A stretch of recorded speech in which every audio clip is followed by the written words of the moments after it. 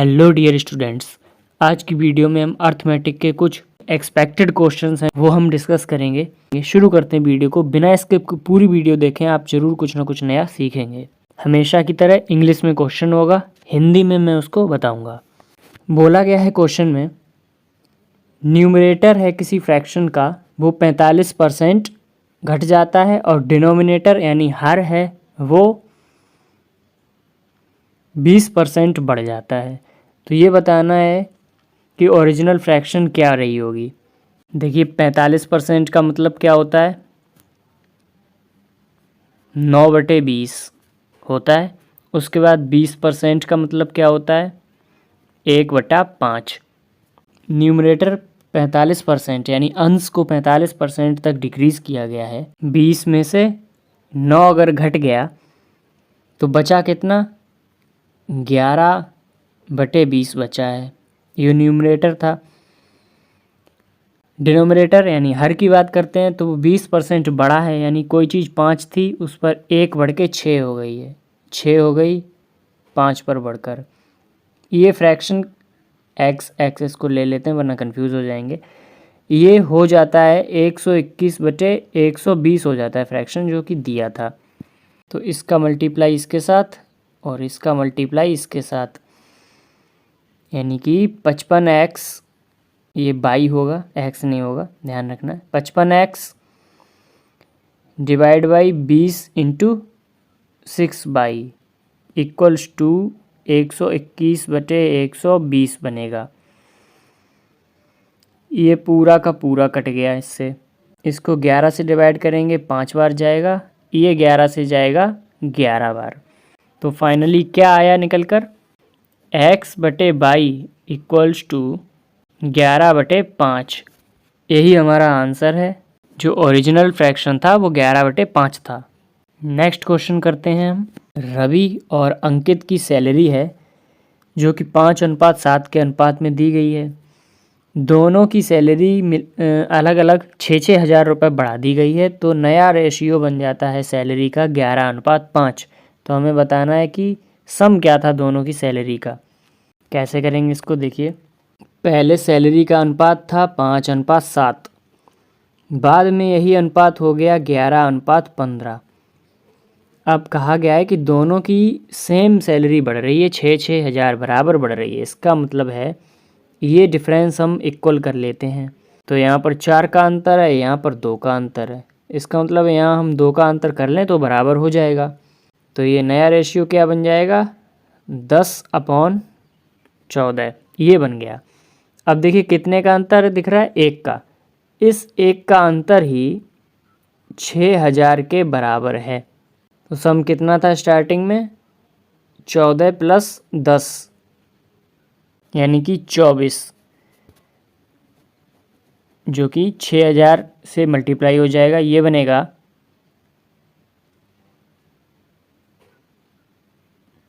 6 4 = 24 और 6 दूनी 12, 2 14, 1,44,000 रुपये बनेगा इनका सम। उम्मीद करता हूँ ये मेथड समझ में आया होगा।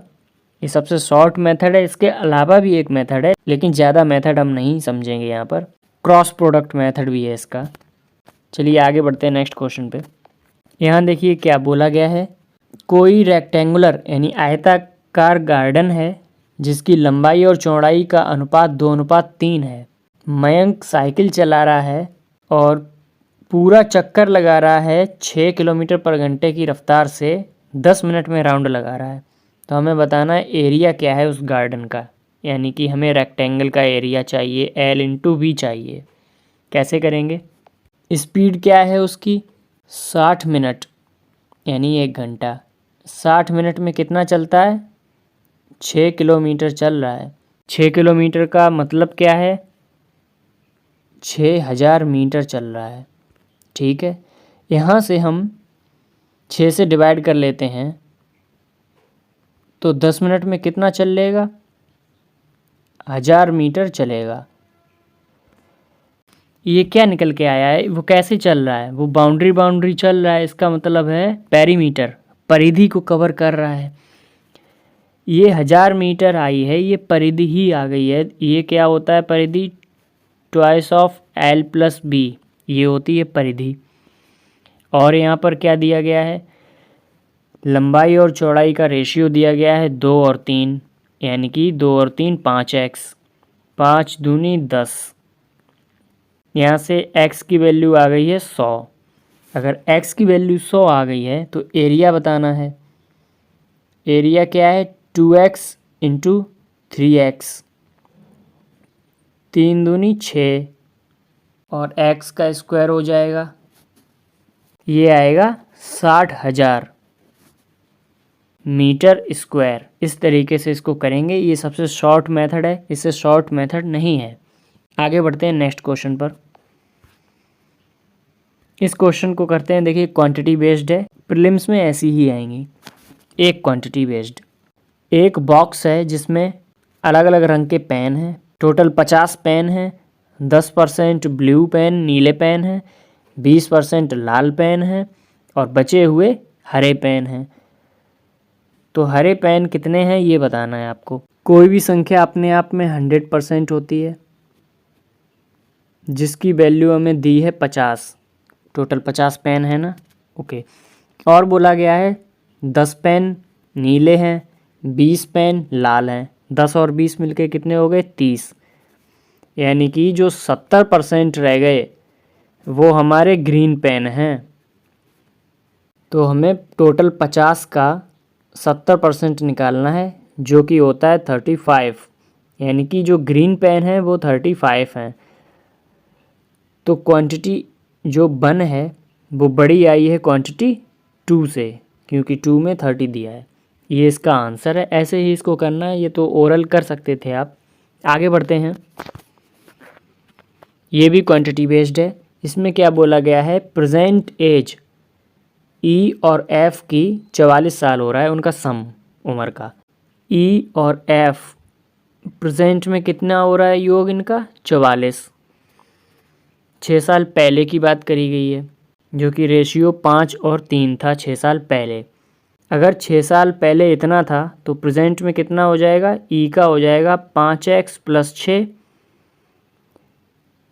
और 3x प्लस 6 हो जाएगा, ये प्रेजेंट में बन जाएगा बराबर 44।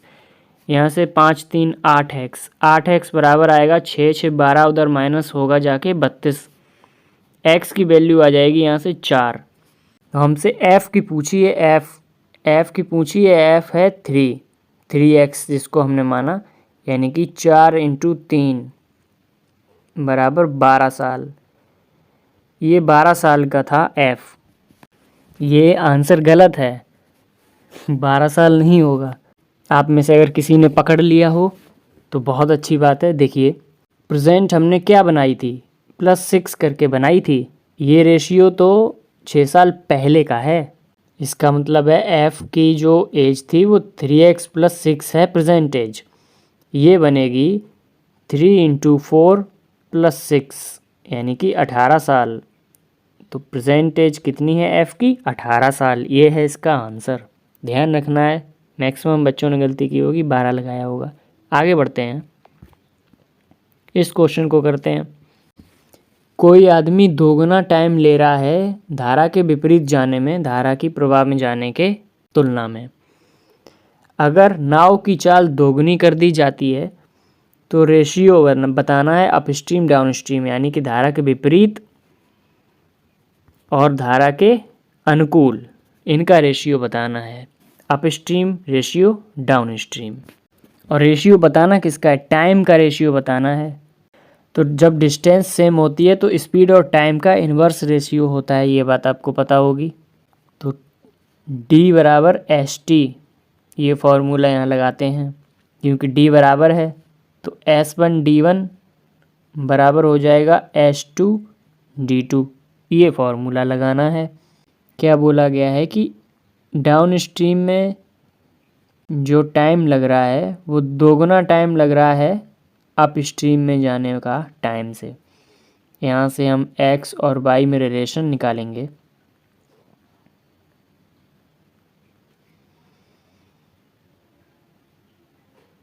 ये आएगा 3y = x, यानी कि x बटे वाई बराबर आएगा 3/1। तो हम निकाल चुके थे x और y 3/1।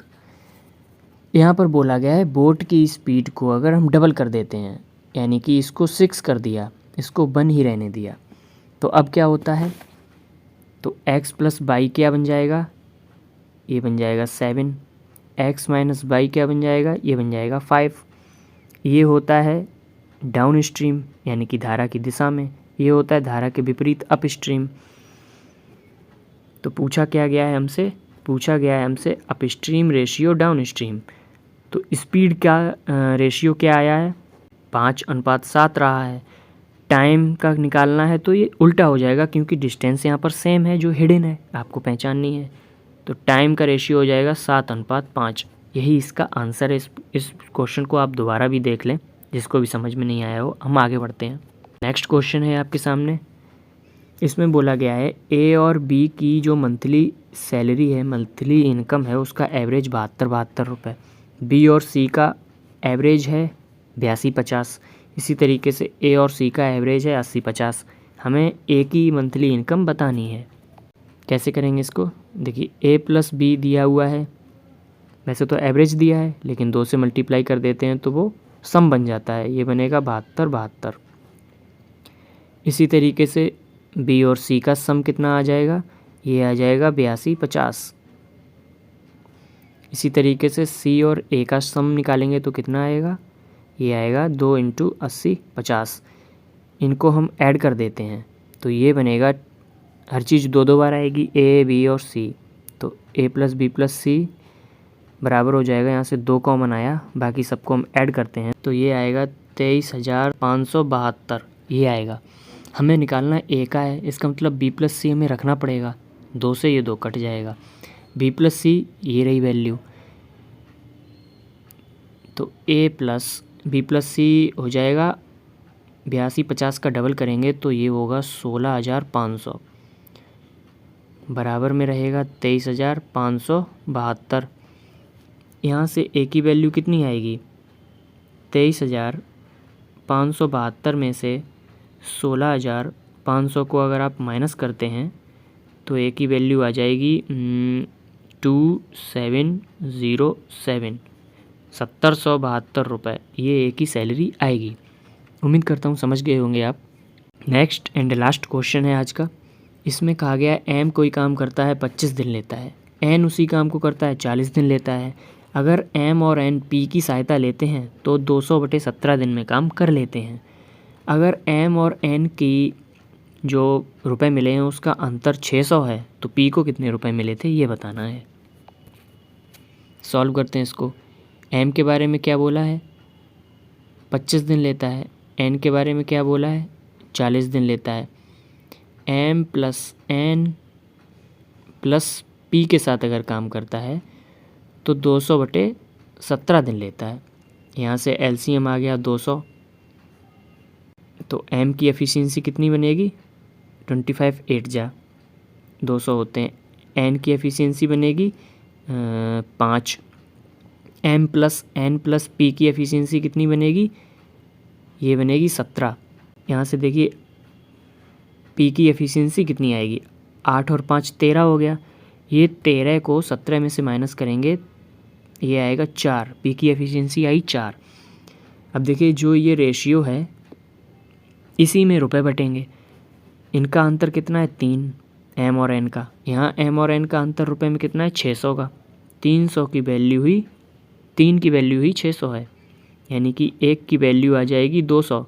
तो हमसे 4 की पूछिए, पी की पूछिए, यानी 4 दूनी 800। 800 रुपये मिलेंगे पी को। इस तरीके से सवाल को करेंगे। बाकी प्लेलिस्ट बनी हुई है सारी मॉक टेस्ट की, इंग्लिश और मैथ्स की, तो इसी वीडियो के डिस्क्रिप्शन में सारे लिंक हैं, ज़रूर देख लें। आगे और भी बहुत सारी अपडेट मिलती रहती हैं आपको, तो चैनल को सब्सक्राइब करके रखें। ध्यान रखें अपना, पढ़ाई करते रहें। बाय।